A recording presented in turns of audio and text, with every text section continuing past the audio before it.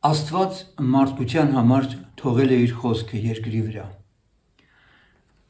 Իր խոսքը ամփոփված է մի ամբողջական գրականության մեջ, գրքի մեջ, որ հայերեն կոչվում է Աստվածաշունչ։ Աստված բավարարվել է մարդկությանը հնագույն շրջանի որպես մի ճշմարիտ պատմություն մատուցել այն ամենի, ինչ որ ինքը կարևորել է։ Հայտնության գրքի հեղինակ Հովհաննես Առաքյալը, որը Սուրբ Հոգով ներշնչված ինչպես մյուս մարգարեները, հաղորդում է մեզ, որ պետք չէ այս գրքի վրա որևէ բան ավելացնել կամ պակասեցնել։ Ինչն է մեզ հետաքրում այսօր, որ ցանկանում ենք ձեզ հետ կիսվել, հատկապես Աստվածաշնչի շրջանակներում, առաջի դարի եկեղեցու հետ կապված իրողությունները, որ մենք կարդում ենք, իմանում ենք, մեզ հետաքրքրում է առաջի դարի այդ եկեղեցու կապը բոլոր դարերի մեջ, քանի որ Տեր Հիսուս Քրիստոսն ինքն ասեց, որ մի եկեղեցի ունի, որ կառուցում է ինքը և դժոխքի դռները չեն կարող հաղթել։ Սակայն մենք պատմաբանների, եկեղեցու պատմիչների թողած աշխատություններից կամ ուսումնասիրություններից իմանում ենք մի տեսակ իբրև թե եկեղեցու պատմություններ, որոնց շարադրանքի մեջ մենք դարաշրջանների մեջ ինչ-որ փուլերի ենք տեսնում բաժանած եկեղեցու պատմությունը և ավելին որոշները փորձում են դրանք արթնությունների պատմություն անվանել, խավարի շրջան, որ իբրև չի եղել այնպիսի հուժկու ավետարանչություն կամ մարդկանց վերստին ծնունդ և փրկություններ, մի խոսքով այդ ամբողջ պատմությունների շարքը ավելի շատ իր մեջ պարունակում է կրոնի պատմություն, քրիստոնեության կրոնի պատմություն, քան այն ճշմարիտ պատմությունը, որը թերևս մենք կարող ենք տեղյակ լինել և իմանալ։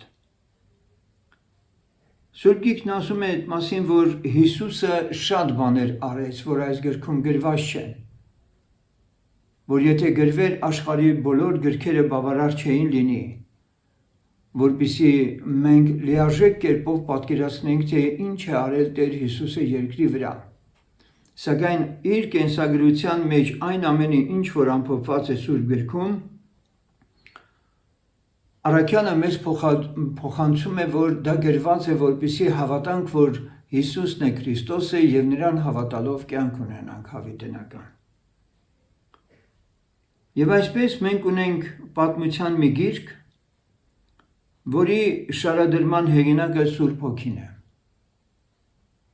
Եվ Աստված ինքը հազարամյակների միջով կարևորել է որոշ պատմական իրողություններ և դրանից դուրս մենք ավելին չենք կարող իմանալ, քան որ մեզ ներկայացված է։ Այն ամենն էլ, ինչ որ աշխարհիկ պատմաբանները, հնագետները ուսումնասիրում են, եթե դրանք գալիս լրացնում են Աստվածաշնչի բովանդակությանը, լավ։ Օրինակ հայտնի է, որ Նապոլեոնյան արշավանքներից սկսած, երբ Նապոլեոնը Եգիպտոսը նվաճեց, այդ ժամանակից սկիզբ դրվեց մի տեսակ աստվածաշնչյան հնագիտության։ Հնագետները հողի շերտից վեր հանեցին իրեղեն բազմաթիվ ապացույցներ, որոնք եկան փաստելու, որ Աստվածաշնչի մեջ գրված այն բոլոր պատմությունները և իրողությունները, որ մեզ են հասել, դրանք ճշմարիտ են։ Պետք է ասեմ, որ մի ուրիշ պատմություն էլ է գրվում, բայց այդ պատմությունն արդեն գրվում է երկնքում։ Թեպետ մենք առաջի դարի եկեղեցու պատմությունը մանրամասն տեղեկանում ենք, անգամ ինքը Ղուկաս ավետարանիչն ասում է, որ շատերը ձեռնարկեցին մեր մեջտեղի ունեցած այդ ճշմարտությունները շարադրեն, և ինքն ասում է, որ ստույգը իմանալով Աստծո խոսքի սպասավորներից և առհասարակ նրանք, ովքեր որ Տեր Հիսուս Քրիստոսի հետ անձամբ հաղորդ են եղել, աշակերտներից տեղյակ լինելով Տեր Հիսուս Քրիստոսի կենսագրության մասին, վերջապես ինքն էլ մի ավետարան գրել է, որ Աստվածաշնչի մեջ կոչվում է Ղուկասի ավետարան։ Ղուկասը նաև գրել է Գործք առաքելոցը, և Գործք առաքելոցը հենց այդպես էլ սկսում է առաջին պատմությունն արի ով Թեոփիլը ամեն բանի համար, որ Հիսուսը սկսեց անել եւ սովորեցնել։ Այսպիսով Ղուկասը հավակնում է ճշմարիտ ճշգրիտ պատմություն մեզ փոխանցել։ Եվ եթե աշխարհիկ պատմիչների կենսագրությունների վերաբերյալ, առաջնորդների կենսագրությունների վերաբերյալ իրենց տեղեկությունները կարող են հակասել միմյանց, օրինակ Ալեքսանդր Մակեդոնացու մասին 3 հեղինակներ են գրել, նրան կենսագրության մասին մեզ է հասել 3 տարբեր հեղինակների կենսագրականներ։ Սակայն դրանք իրար հակասում են։ Իսկ այն ինչ որ մենք տեսնում ենք Աստվածաշնչում ամփոփված 4 ավետարանիչները ստույգ մեզ են հասցրել Տեր Հիսուս Քրիստոսի կենսագրությունը։ Գործք առաքելոցում 3 անգամ հիշատակված է Ղուկաս ավետարանիչը հիշատակում է Պողոս առաքյալի վկայությունը իր դարձի մասին։ Եվ դարձյալ Պողոսի թղթերից մենք մանրամասնորեն տեղեկանում ենք, թե իսկապես այս մարդն ինչպես է երկրի վրա ապրել։ Ես ինչու եմ իմ այսօրվա նյութը ձեզ մատուցելուց առաջ ծանրանում այսպես պատմական, փաստագրական այդպես ինֆորմացիաների վրա։ Բանն այն է, ինչպես որ ես քիչ առաջ ասեցի, բոլոր աստվածաբանները, եկեղեցու պատմիչները, նրանք ովքեր հետաքրքրված են եկեղեցու պատմությամբ, հատկապես պաշտոնական եկեղեցիների կամ դավանաբանական ուղղություն ներկայացնող եկեղեցիների Եվսեբիոս Կեսարացու, վաղ միջնադարյան Եվսեբիոս Կեսարացու եկեղեցու պատմությունից են օգտվում։ Երբ ուշադիր ընթերցում ես նրա պատմությունը, հասկանում ես, որ դա չի կարող հավակնել Քրիստոսի եկեղեցու պատմություն լինել։ Կամ էլ ամբողջական չի կարող լինել, որովհետև նա ընդամենը շարադրել է քրիստոնեական կրոնի պատմությունը։ Այսպիսով, ինչպես ասացի, մի պատմություն էլ գրվում է ամբողջ այս հազարամյակների միջով, սկսած առաջի դարից, որի մասին արդեն ինչ որ կա գրված, դա բավարար է։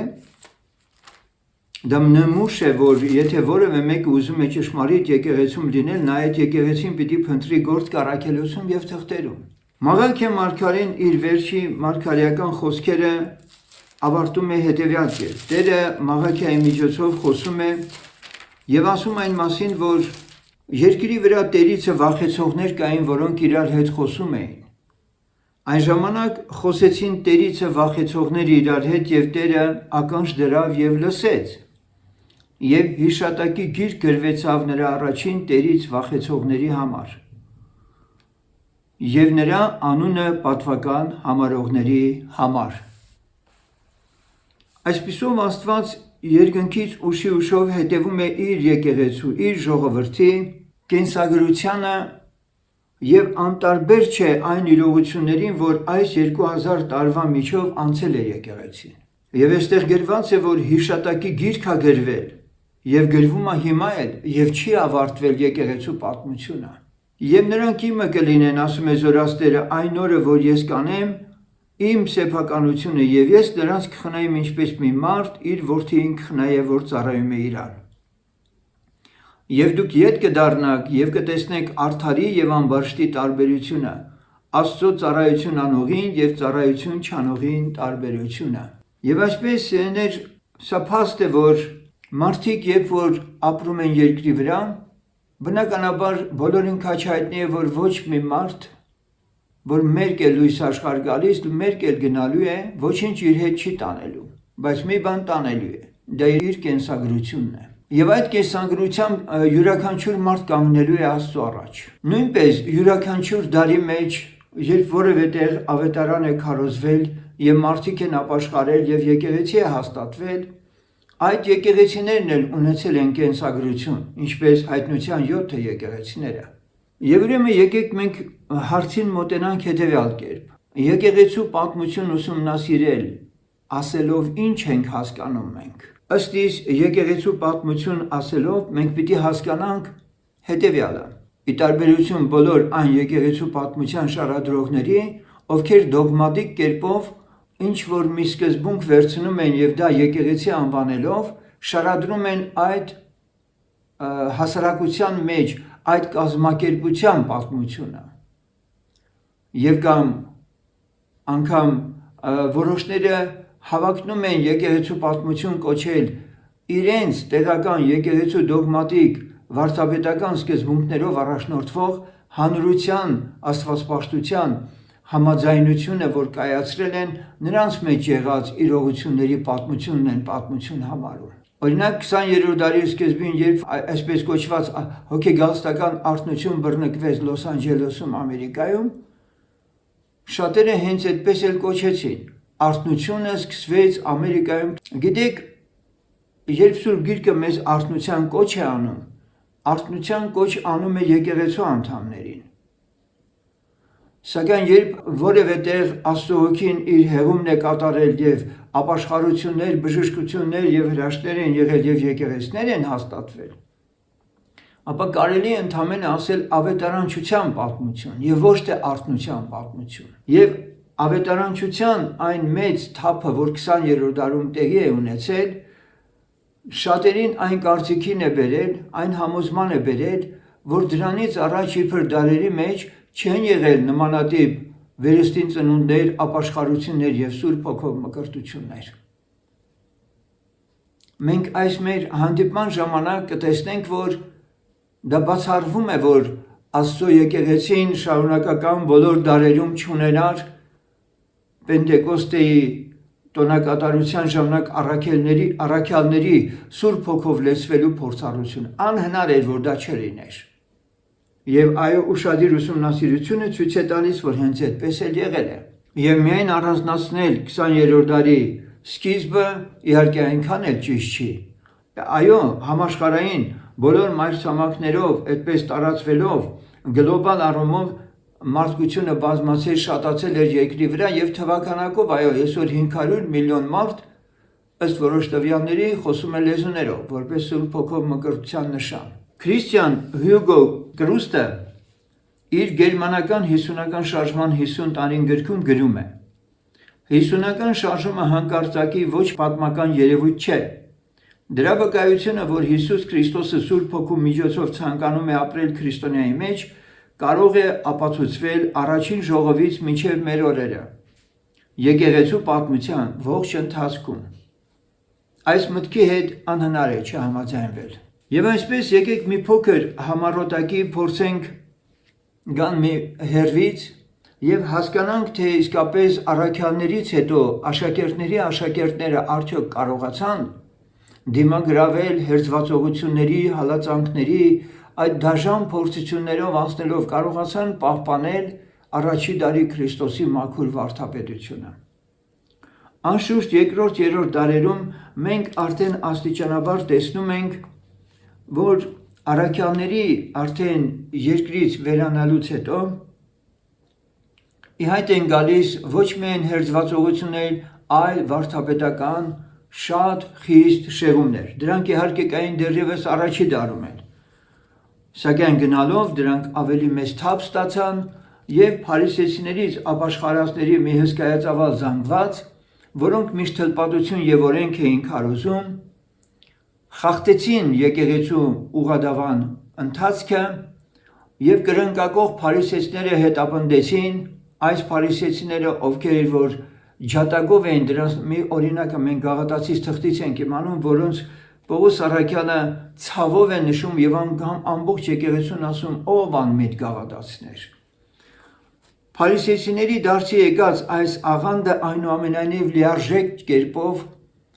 չզիջեց իր դիրքը, ճիշտ հակառակը։ Նրանք Ահարոնյան քահանայության ընթացքը ներմուծեցին եկեղեցի, օրենքներ, թլպատություն եւ այլն, եւ հետագայում ճիշտ է, որ որոշ բաներ դուրս մղվեցին, արդեն սկսած 4-րդ դարից եւ քրիստոնեությունը պետականորեն կրոն ընդունած պետությունները գնալով ավելի էին շատանում, սակայն այնուամենայնիվ տաճարային երկրպագության, կրոնական հաստատությունների առաջացման, եպիսկոպոսական կամ եկեղեցական հիերարխիայի այդպես ծնունդով եւ նրանց հանդերձանքների զանազան տարբերակներով եւ ծեսերով, որ 5 տակարանյան պաշտամունքներ եկավ եւ բոլոր ազգերի մեջ, ովքեր որ իրենց քրիստոնյա են անվանում, գրեթե բոլորն էլ այս կամ այն կերպ առնչվում են կրոնի հետ եւ ոչ թե Քրիստոսի հետ։ Այո, մարդիկ ստեղծեցին կրոն, եւ դա բնականաբար պիտի մենք հստակ ասենք, որ սա խորը ծրագրված, մշակված պլան էր, որը երբեք երկրի վրա չէր տեղի ունենում, դա դիվական ներգործության արդյունք կարելի է համարել, որովհետեւ Հակոբոս Առաքյալը նաև այդ մասին ասում է, որ կա երկրավոր, շնչավոր եւ դիվական իմաստություն, որ կան ոգիներ էլ, որ կրոններ են ստեղծում, դրանում կասկած չունենք մենք։ Բայց ինչ խոսք, պիտի այնուամենայնիվ ասել, որ Քրիստոսի եկեղեցին մնում է անհաղթահարելի հակառակորդի կողմից եւ նա շարունակում է իր հաղթարշավը եւ ինչպես Մաղաքիայի գրքում կարդացինք, Տերը ուշադրություն է դարձնում նրանք հաճախ ծածուկումն են, նրանք երևացող չեն, նրանք ճչացող, այդպես հրճակներ վայելող երկրագնդի վրա ինչ-որ մի հատ քարոզիչների կամ էլ եկեղեցիների հարամանությունների անուններով չեն հանդես գալիս։ Աստծո խոսքը մեզ ասում է, որ ինչպես որ ավետարանն է ծածուկ եւ խորհրդով քարոզում, Պողոս Առաքյալը Կորինթացիս թղթում ասում է դա։ Նույնպես էլ Տիրոջ եկեղեցին, ինչպես որ սովոր են որոշներն անվանել տիեզերական եկեղեցին, ինքը մնում է հակառակորդի կողմից անհաղթահարելի։ Այժմ ես ուզում եմ մի հատ հարց տալ եւ այս հարցին մոտենալ երկու տեսանկյունից, քանի որ երկուսն էլ գոյություն ունեն։ Իմ ուսումնասիրությունները բերել են այն համոզման, որ շատերը արթնության պատմությունը Սուրբ Հոգու մկրտության հետ խառնում են։ Սուրբ Հոգով մկրտությունը եւ արթնությունը նույն բանը չեն։ Ինչու՞։ Որովհետեւ մենք բոլոր դարերի մեջ միշտ էլ տեսնում ենք, որ Աստված իր քամին, Սուրբ Հոգու քամին փչել է ամենքի մեջ, այսպես պատկերավոր ասենք, ինչպես Տերը Նիկոդեմոսին ասեց, որ քամին որտեղից է փչում, ուր է գնում, չգիտես։ Այսպես է ամեն հոգուց ծնվածը։ Աստծո Սուրբ Հոգին ապաշխարություններ ու վերստին ծնունդներ երկրի վրա այս 2000 տարվա ընթացքում միշտ էլ արել է։ Եվ քանի որ մենք հակված ենք Աստծո խոսքի հիման վրա, որ ասում է, որովհետև դուք որդիներ եք, Աստված իր որդու հոգին ուղարկեց ձեր մեջ, որ աղաղակում է Աբբա Հայր։ Հետևաբար վերստին ծնված մարդիկ են, որ Սուրբ Հոգով են մկրտվում։ Վերստին ծնված մարդիկ են, որ Աստծո որդիներ են, դրա համար են Սուրբ Հոգով մկրտվում։ Ինչպես կարող է Սուրբ Հոգու մկրտությունը փրկության հետ կապել։ Հետևաբար վերստին ծնված անձիկ Աստծո որդիներ լինելով արդեն իսկ փրկված են։ Եվ ինքը Պետրոսն ասեց. ապաշխարեցեք, մկրտվեցեք Հիսուս Քրիստոսի անունով մեղքերի թողության համար եւ Սուրբ Հոգու պարգևը կառնեք։ Այո, Սուրբ Հոգու պարգևը լրացուցիչ մարդու երկրի վրա սրբացված կյանքով ապրելու եւ պահպանվելու համար է։ Պատկաբեր ու արդյունավետ կյանքով ապրելու համար է։ Եվ նաեւ Սուրբ Հոգին կնիք է մեր որդեգրության, որ մենք որդի ենք, դրա համար ենք կնքվում մենք Սուրբ Հոգով։ Սակայն արի ու տես, որ ես դրա մասին դեռ կխոսեմ, երբ որ մենք անդրադառնանք 20-րդ դարի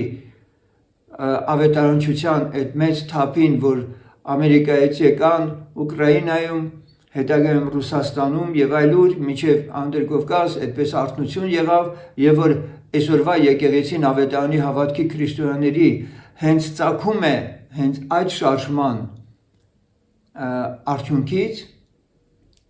Այդ ժամանակ, երբ որ մենք խոսենք դրա մասին, ես կմանրամասնեմ, թե ինչպես է վարդապետությունը կոպտորեն շեղված։ Քրիստոսի վարդապետությունը, Քրիստոսի անաղարտ ուսմունքը բավականին լուրջ ձևով տարբերվում է եւ Պողոս Առաքյալն ասում է, անգամ համարձակվում է ուրիշ ավետարան անվանել։ Եվ թող ձեզ չշփոթեցնի, որ եթե անգամ որոշ եկեղեցիներում Սուրբ Հոգով էլ մկրտվում են, լեզուներով աղոթում են, դա դեռ չի նշանակում, որ եթե իրենք դրանից հետո ինչ որ իրենց վարդապետության մեջ շեղումներ ունեն, Աստված չպետք է բերեր իր Սուրբ Հոգին դրանց մեջ։ Աստված չի նայում քո վարդապետական շեղումները կամ էլ քո վարդապետության հիմքերը, որպես ճշմարիտ վարդապետություն Սուրբ գրքում գրված, որին համարժեք դու ապրում ես այսօր։ Նա նայում է յուրաքանչյուր մարդու սրտին, նրա ապաշխարելու ցանկություն ունեցող սրտին, կարողությանը, որոշմանը Եվ ինքը հենց որ տեսնում է համապատասխան վիճակ, նա չի հարցնում, թե տվյալ անձը որ եկեղեցում կգտնվի, նա միանգամից այցելում է այդ անձին, ինչպես գրված է, ահա կանգնած եմ և դուռը թակում եմ, եթե մեկը լսի իմ ձայնը ներս պիտի գամ, դուռը բանա ներս պիտի գամ և խնջույք պիտի անենք նրա հետ։ Այս պրոցեսը զարմանալիորեն չեն նկատում եկեղեցու պատմիչները, որոնք միշտ սովոր են հատկապես հոգեգաստական 50-ական թևը ներկայացնողները արթնության պատմությունը միշտ կապել Սուրբ Հոգու մկրտության հետ։ Մենք այդպես չենք վարվում։ Մենք Սուրբ գրքից իմանում ենք այդ մասին, որ Տերը իր աշակերտներին ասեց. գնացեք և բոլոր ազգերը աշակերտեցեք, մկրտելով նրանց հանուն Հոր, Որդու և Սուրբ Հոգու և սովորեցրեք, շարունակեք սովորեցնել։ Տեր Հիսուսը երբեք Սուրբ Հոգու մկրտության հռչակումներ չէր անում։ Երբ որ Պետրոս առաքյալը Կորնելիոսի տուն գնաց, նա չսկսեց Սուրբ Հոգու փաստից խոսելով։ Նա խոսեց Հիսուս Քրիստոսի մասին և Աստված հենց տեղում Սուրբ Հոգով էլ մկրտեց այդ ժողովրդին։ Նմանատիպ փաստեր բոլոր դարերում էլ եղել են։ Լեզուներով աղոթների փաստերը ապացուցվել են 1654 թվականից։ Դրանք առաջին քվակերներն էին։ 1739 թվականից մեթոդիստների մեջ է Աստված իր հոգին բերել և մարդիկ վերստին ծնունդներ են ունեցել։ Եվ նրանք դա վայելել են, դա զգացել են։ Շվեդիայում պիետիստական շարժման ժամանակ 1803 թվականին, 1858 թվականին Իռլանդական ավետարանչության արդյունքում է տեղի ունեցել դարձյալ Սուրբ Հոգու ներգործում փաստ, երբ մարդիկ նախկին կրոնական պատկերացումներից այլևս մի նոր ապրումներ ունեցան, որը ոչինչ չէր տվել նախկինը և հպում ապրեցին Աստծո հետ։ Այսպիսով ես ուզում եմ, որպեսզի նորից մենք պատմական այդպես էքսկուրս կատարելով ես իմ մոտ առանձնացրել եմ փուլային առումով մի քանի անուններ և հետո կգամ նոր արդեն կխոսեմ 19-րդ դարի վերջի և 20-րդ դարի սկզբի մասին և կտեսնենք, որ այս մարդիկ վկայում են, թե ինչ հզոր հպում են ապրել Աստծո հետ և Աստծո կյանքը ինչպես է իրենց մեջ արտահայտվել։ Եվ եթե կուզեք իմանալ, արթնություն հենց այդ էր, երբ որ նախկին եկեղեցականները, հավատացյալները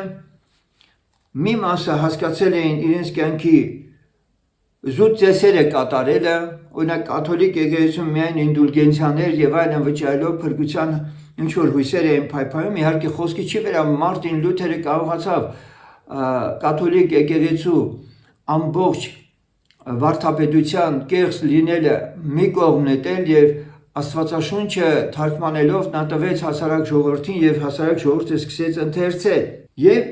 արդյունքում ստացվեց, որ վերածնունդ իսկապես տեղի ունեցավ, հոգևոր վերածնունդ տեղի ունեցավ և աշխարհիկ պատմությունն էլ հենված է հենց վերստին ծնունդի այս փաստերով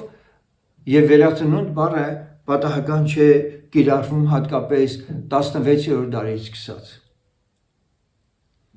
Սակայն այդ վերածնունդը, որը դժբախտաբար հոգեգաստականների համար վերածնունդ չէ, այլ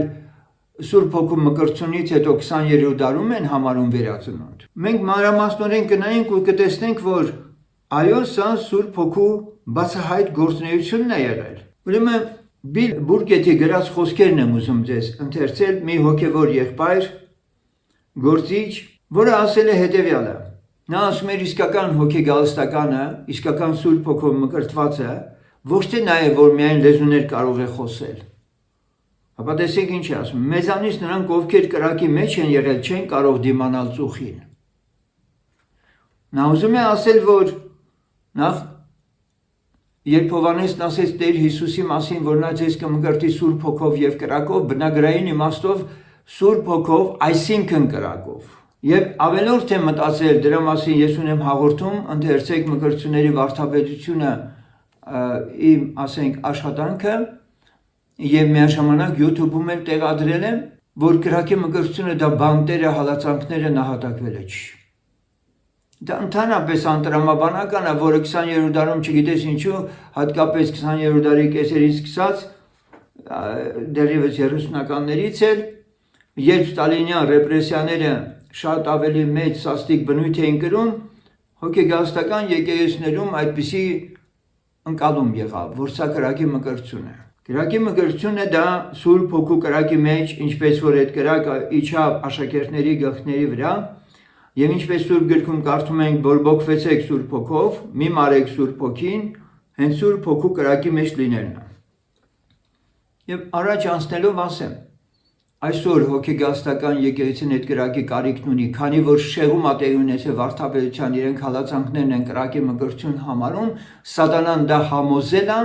ուստի Սուրբ Հոգու կրակը չի կարող արտահայտվել եւ դրա անհրաժեշտությունը կա, որ մենք կարողանանք ավելի ճիշտ ընկալել Սուրբ գրքի վարդապետական սկզբունքները։ Եվ այստեղ նրանք, ովքեր Սուրբ Հոգու կրակի մեջ իրոք հալվել են,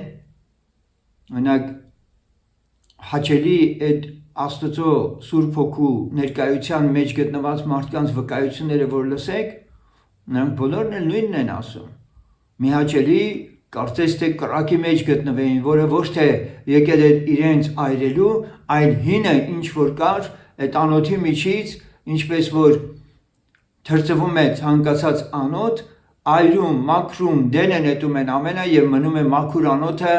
որի մեջ արդեն պետք է Աստված բնակվեր։ Եվ դրա համար եղբայրը ասում է. մեզանից նրանք, ովքեր կրակի մեջ են եղել, չեն կարող դիմանալ ծուխին։ Ես Սուրբ Հոգով մկրտվելու վերաբերյալ իմ վկայությունն արել եմ YouTube-ում կա եւ հիշում եմ, ես լեզուներով չէի խոսում եւ ինձ անընդհատ հարցնում էին երբ ես մկրտվելու եղբայր Սուրբ Հոգով,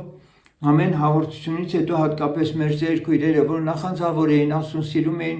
գիտեի, որ էլի մոտենալու են նույն հարցով ու շատ ծանր ու վատ էի տանում։ 2 տարի էր ապաշխարել էի արդեն, բայց դեռևս ես Սուրբ Հոգով չէի մկրտված իբրև թե եւ լեզուներով չէի խոսում։ Բայց ես հիշեցնեմ այն, ինչ որ իմ սրտում եւ մտքում ունեի։ Ես ասում էի, ինչպես առաքյալների վրա է իջել Սուրբ Հոգին, ինչպես առաքյալների վրա այդ կրակե լեզուները երևացել են, ես նույնն եմ ուզում։ Եվ հիշում եմ, նոր էի ապաշխարել,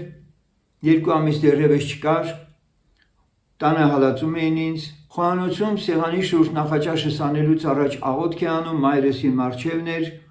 իմ առջև կերակուր էր պատրաստում եւ իմ առջև էր դնում կերակուրը։ Եվ այդ ժամանակ մայրս հանկարծ ճչաց, ես այդ պահին աղոթքի մեջ էի։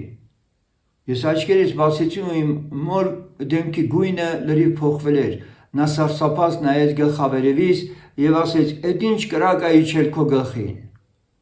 Ասում է պատտվում է քո գլխի վրա, ինչ նույնիսկ նկարագրեց այն քարածուխի այն կապտակ կարմրավուն այդպես ասած գույնով ինքն էր նկարագրում։ Ես լսվեցի այդ պահին իրականում Սուրբ Հոգով եւ մորս ասեցի. «Մայր, թեպետ դուք հիմա իմ առջև շատ ծանր խնդիրներ եք դնում, հալածում եք, բայց սա հենց իմ Աստծո ներկայությունն է ու քո համար էլ վկայություն է, որ դու էլ դարձի գաս»։ Իհարկե, փառք եմ տալիս Աստծուն, որ իմ ծնողները ապաշխարեցին եւ այդպես էլ ննջեցին։ Բապտիստական համայնքը ժամանակին, որ վերստին ծնունդ էր քարոզում, շատ լավ էր անում, հասկացել էին, որ ապաշխարած մարդու կյանքում պետք է գա իրական կյանքը Աստծո, մեղքի նկատմամբ վերաբերմունքը մարդու ոչ թե օրենքի տակ գտնվելով պիտի լինի, այս կամ այն բանը անել չանելով, այլ մարդը պետք է իր ներսում մեղքի նկատմամբ զզվանքը եւ աշխարհից դուրս եկած լինելու փաստը տոնի իր մեջ։ Եվ դա կարող անել միայն Սուրբ Հոգին։ Հիմա ես ուզում եմ նորից խոսել այդ մասին, թե պատմականորեն ինչ ժամանակներում ինչպիսի արթնություններ են եղել։ Իհարկե, ելի եմ կրկնում 20-րդ դարին առանձին կմոտենամ, առանձին կանդրադառնամ, սակայն այն շրջանի վերաբերյալ, որի մասին ես պիտի խոսեմ, սա պատմություն է, սա շատերը տեղյակ են, դեռևս 4-րդ դարից սկսած եղել են բազմաթիվ հոգևոր ավետարանական շարժումներ։ Պաշտոնական եկեղեցիները հատկապես Հայաստանում նրանց անվանել էր մծեղնեականներ, բորբորիտներ, մանիքեականներ, նեստորականներ եւ այլն։ Այսօր կարծես Եթե թողել են դրանք այդ շարժման հեղինակների ինչ-որ աշխատություններ, դրանցից մենք իմանում ենք, որ այո, դրանցից շատերը հերձվածողություններ են եղել։ Բայց պիտի ասեմ մի բան էլ, որ իսկական եկեղեցու, արթուն եկեղեցու պատմություն ոչ մի ճշմարիտ Քրիստոսի աշակերտ Աստծուց չէր կարող ստանալ հրահանգ իր եկեղեցու պատմությունը գրելու։ Ահա թե ինչու մենք Պավլիկյանների կամ Թոնդրակյանների շարժման ակունքներում եղած այդ մաքուր շարժման վերաբերյալ որևէ ճշմարիտ տեղեկություն, գրականություն չունենք, բայց նրանց հասցեին հայ առաքելական եկեղեցու կաթողիկոսների կողմից հրահանգված մատենագիրները ինչքան ուզեք բաներ են գրել։ Նրանց դեմ ինչ ցեղ ասես չեն շպրտել նրանց վրա, բայց անձամբ նրանցից թողած որևէ աշխատություն, որևէ աղբյուր մենք չունենք։ Բացառությամբ 18-րդ դարի սկզբին 1701-3 թվականներին Տարոնում հրատարակվում է մի գիրք բանալի ճշմարտության, որի մեջ դատելով վարդապետական այն կետերի մասին այն տեղեկություններից, որ այնտեղ գրված է, այդ տեղեկությունները մեզ հաղորդում են, որ սրանք շատ ավելի հին ժամանակների արձագանքն են պարունակում իրենց մեջ, որում արտահայտված է Գործք առաքելոցի մաքուր ճշմարիտ Քրիստոսի եկեղեցու վերաբերյալ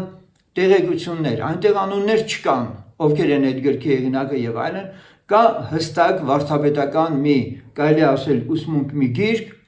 որը ճիշտ է, որ շատ տեղերում վնասված է, բայց կանադացի հայագետ Կոնիբերը դա Էջմիածնում հայտնաբերելով 19-րդ դարում նա կարողացավ նաև լավ տիրապետում էր գրաբարի, հայագետ էր, նա թարգմանեց դա եւ դրա մեջ ինքը գտավ Պավլիկյան շարժման ամբողջ ուսմունքը։ Ես հիմա կխոսեմ նաև Եվրոպայի արթնության մասին եւ ուղղակի վկայություններով մի հատ կփորձենք հասկանալ, թե այս մարդկանց կյանքում ինչ էր տեղի ունեցել եւ ինչու չպետք է սա մենք արթնություն անվանենք, երբ որ մարդիկ վերստին ծնունդ են ապրել։ Ջոն Ուեսլի 1703-1791 թիվ Մեթոդիստական եկեղեցու հիմնադիր Ջոն Ուեսլին վկայեց երկրորդ օրհնության մասին, որը սակայն նա հասկանում էր որպես սրբացման փորձառություն։ Ես կընտրում եմ այս բառակապակցությունը դուք ուշադիր լսեք, սրբացում բառը մենք շատ ենք լսելու, որովհետև արթնության հիմնական գրավականը այս սրբացման կուրսը վերցնելն է, թե հիմա տարերայնորեն է լինում, ենթագիտակցորեն, թե Սուրբ Հոգին է մարդկանց շարժում, որ անհրաժեշտ է սրբացման գնալ, չգիտեմ, բայց սա աղոթքները սրբացման ուղին բռնելը լավագույն երաշխիքն է, որպեսզի Սուրբ Հոգին իջնի։ Սրբացման փորձառություն։ Իր զղջումից հետո 1738 թվականի մայիսի 24-ին Լյութերի բացման ելույթը լսելիս նա վկայեց 1739 թվականի հունվարին տեղի ունեցած ևս մեկ խորը փորձառության մասին։ Առավոտյան ժամը 3-ի մոտ, մինչ մենք դեռ աղոթում էինք, Աստծո զորությունը հզոր կերպով իջավ մեզ վրա։ Այնպես որ մեզանից շատերը բարձրացան ուրախությունից գոռացին եւ ընկան գետնին։ Հենց որ մի փոքր ուշքի եկանք, նրա սուրբ մեծության ներկայության վախից եւ զարմանքից մենք բոլորս միաձայն ասացինք. մենք գովաբանում ենք քեզ, ով Աստված, խոստովանում ենք, որ դու ես Տերը։ Հիշում եք ինչ ենք մենք կարդում Սուրբ գրքում։ Ոչ ոք չի կարող Հիսուսին Տեր կոչել, եթե ոչ Սուրբ Հոգով։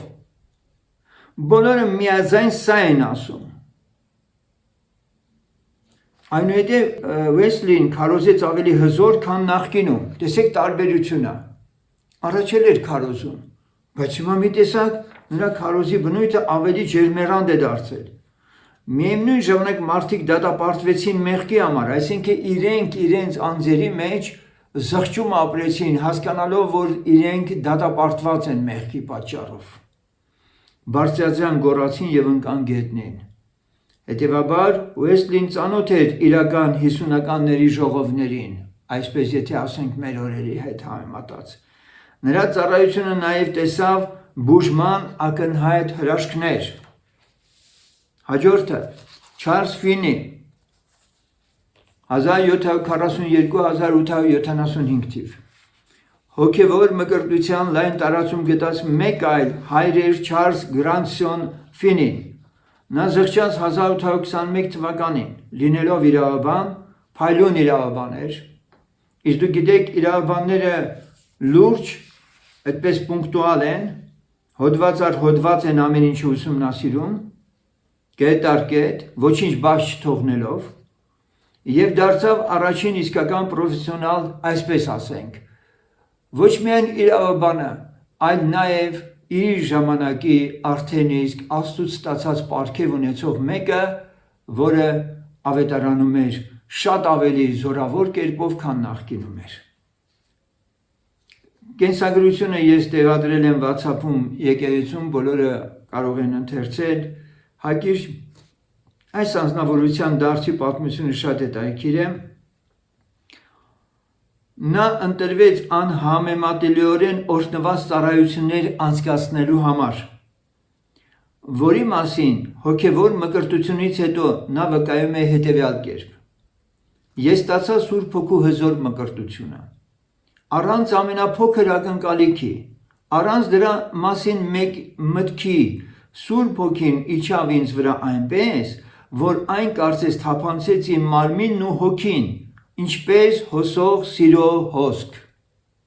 ինչպես Աստծո շունչը, ոչ մի բառ չի կարող նկարագրել այն սերը, որ թափվեց իմ սրտում։ Ես բարձրաձայն լաց եղա ուրախությունից եւ երջանկությունից եւ վերջապես ստիպված եղա արտահայտել իմ զգացմունքները բարձր ճիչով։ Ֆինին 19-րդ դարի առաջին կեսի ամերիկացի ավետարանիչների շարքում ամենակարևոր դեմքն էր։ Հաշվարկվում է, որ նրա միջոցով արթնացած մարդկանց թիվը հասել է կես միլիոնի։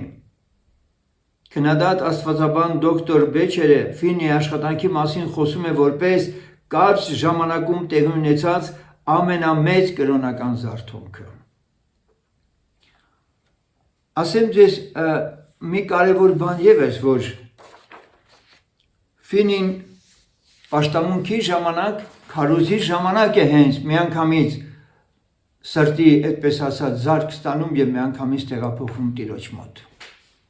Հենց պաշտամունքի ժամանակ։ Դուայթ Մուդի 1837-1899 թվական։ Միացյալ Նահանգներում առաջին հերթին Դուայթ Մուդին իր ժամանակի ամենահայտնի ավետարանիչն էր, որը տարածեց Սուրբ Հոգու մկրտության վարդապետությունը ափից ափ, Խաղաղ օվկիանոսից մինչև Ատլանտյան օվկիանոս։ Արդեն հոգևորապես ուժեղ ավետարանիչ լինելով Չիկագոյում նրան մղեցին աղոթել Սուրբ Հոգու մկրտության համար։ Չնայած սկզբում ոգևորված չէր, նա խնդրեց ազատ մեթոդիստական եկեղեցու երկու անդամների, որոնք իր ուշադրությունը հրավիրել էին Սուրբ Հոգու մկրտության վրա, խնդրեց, որպեսզի աղոթեն իր համար։ Մուդին պատմում է, թե ինչպես է նա մկրտվել Սուրբ Հոգով։ 1871 թվականի այդ հուզիչ աղոթքի ժամին ես իսկապես կարծում էի, որ զորություն ունեմ։ Ես ամենամեծ լսարանն ունեի Չիկագոյում եւ բազմաթիվ դարձի եկածներ, բայց հետո մեծ ծարավ իջավ իմ հոգում։ Ես չգիտեի, թե դա ինչ էր։ Ես սկսեցի աղաղակել Աստծուն։ Ես անընդհատ հառաչում էի, որ Աստված լցնի ինձ իր հոգով։ Հետո մի օր Նյու Յորքի կենտրոնում չեմ կարող նկարագրել, դա գրեթե չափազանց սուրբ փորձառություն էր։ Կարող եմ միայն ասել, որ Աստված իրեն հայտնեց ինձ։ Ես այնպիսի փորձառություն ունեցա նրա սուրբ սիրո, որ ստիպված եղա խնդրել նրան դադարեցնել։ Ես երբեք չէի վերադառնա այնտեղ, որտեղ էի այդ օրհնյալ փորձառությունից առաջ։ Ուրեմն Մուդիի կյանքը նախկին մինչև այս փորձառությունը եւ այս փորձառությունից հետո երկու մասի բաժանվեց նրա կենսագրությունը։ Սկսած այդ պահից նա մի հզոր ավետարանիչ դարձավ, մի գործիք Տիրոջ ձեռքին, որը ողջ Ամերիկայում իսկապես վերստին ծնունդից բացի Սուրբ Հոգու մկրտության մասին էր խոսում։